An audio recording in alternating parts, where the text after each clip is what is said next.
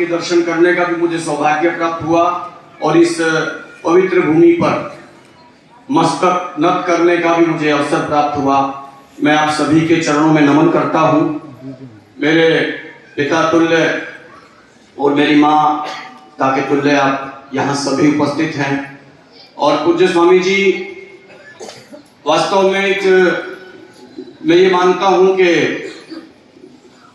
संत समाज का सबसे बड़ा सेवक होता है।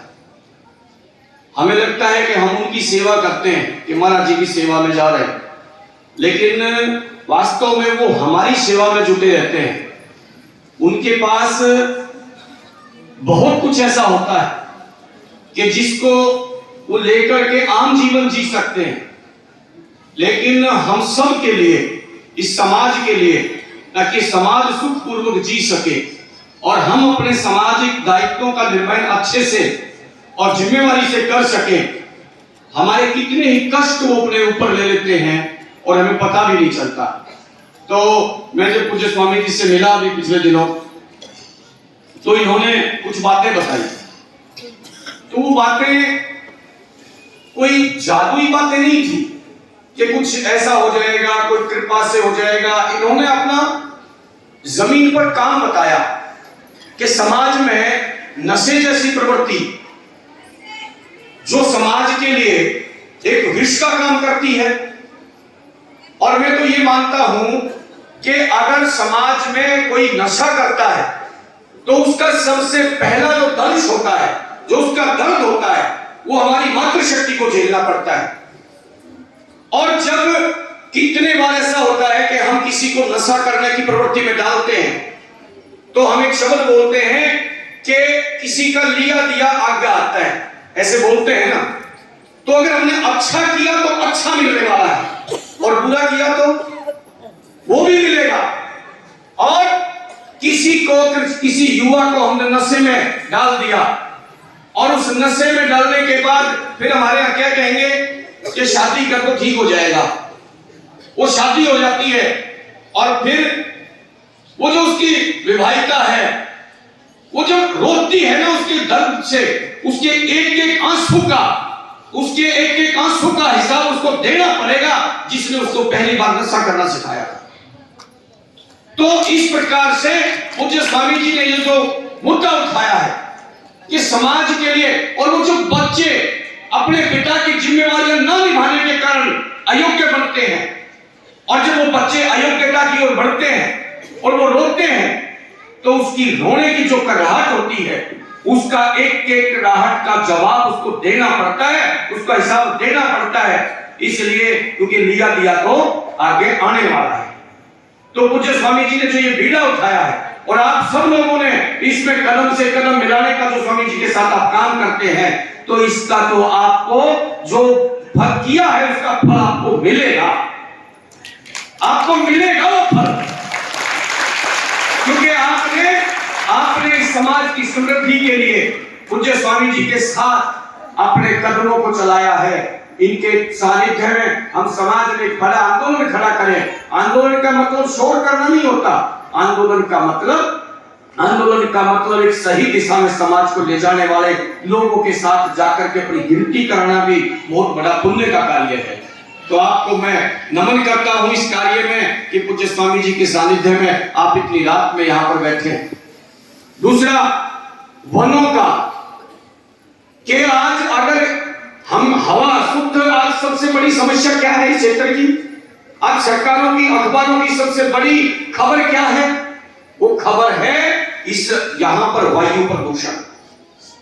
सांस नहीं लिया जाता। ऐसे कितने ही जीव जंतु, कितने ही ऐसे बीमार लोग, कितने ही छोटे बच्चे असमय मौत का ग्रास बन जाते हैं।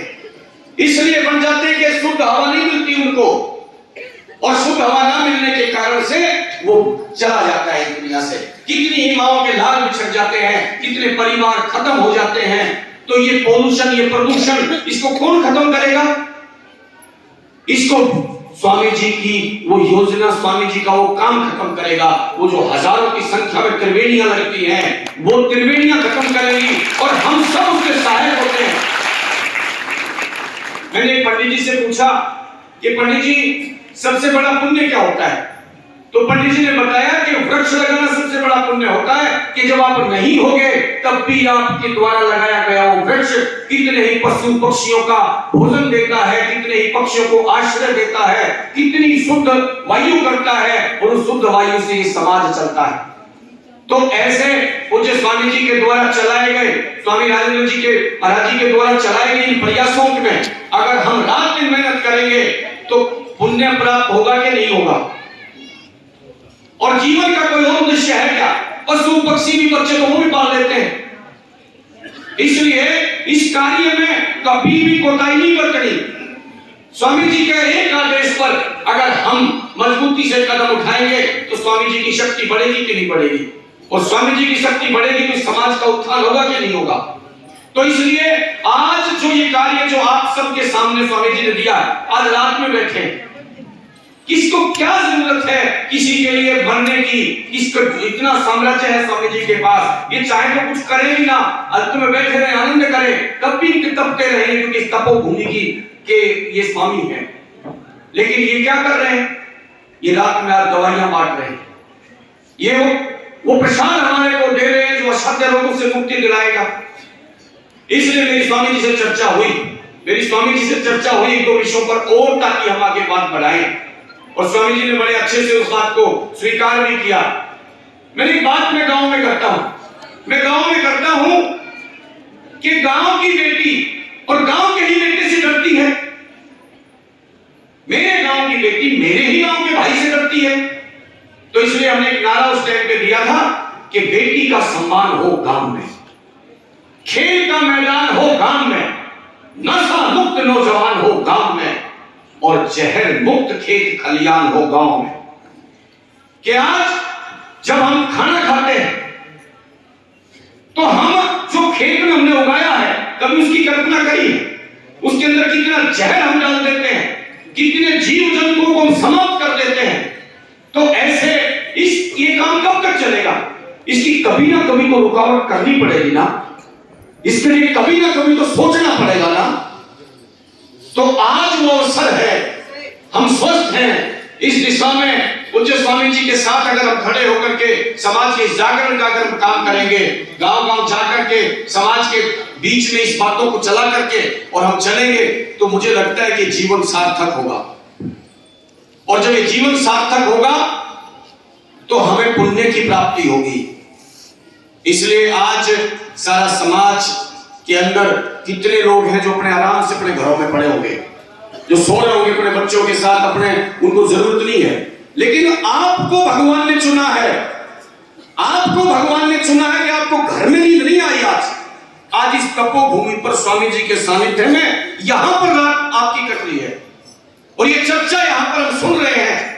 इसलिए आपको तय किया है ईश्वर ने कि आप इस पुण्य के कार्य में और स्वामी जी की आदेश अनुसार अपने जीवन को लगाने का काम हम सब करेंगे। तो इन्हीं शब्दों के साथ, लेकिन अंतिम एक बात मैं बताता हूं, यहाँ शब्दों का एक विषय चला है, ढोलक भी है, तो मैं 4 लाइनें सुना करके स्वामी जी अपनी बात पूरी करूंगा। ये जो काम है ना, ये जो हमने चर्चा करी अभी, इतना आसान नहीं है। समाज आपको टोकने वाला है, समाज आपको रोकने वाला है, अपने ही लोग आपकी टांग खींचने वाले हैं। तो मैं एक गीत लिखा, एक आदमी के रूप में उसको लिखा था मैंने, वो मैं आप लोगों के सामने सुना रहा हूं। स्वामी जी से ये प्रशिक्षण प्राप्त करते हैं, स्वामी जी से सीखते हैं। तो ऐसे एक बात बता करके अपनी बात को पूरी करूंगा।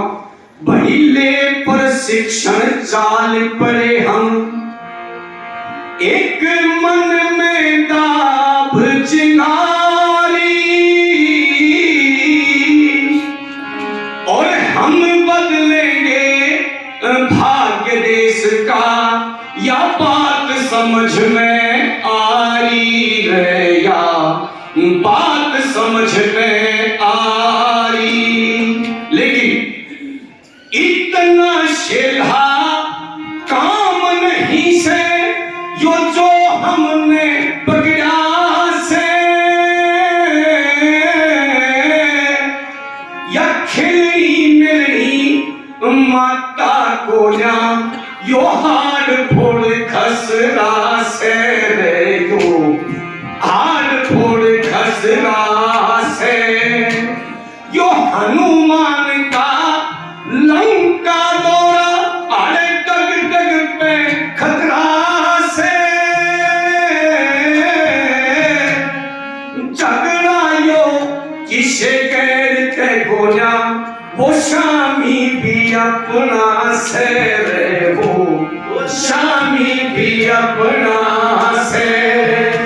पर योगेश्वर से यो संगठन हमारा, योगेश्वर से यो संगठन हमारा, हम अर्जुन धनुर्धारी,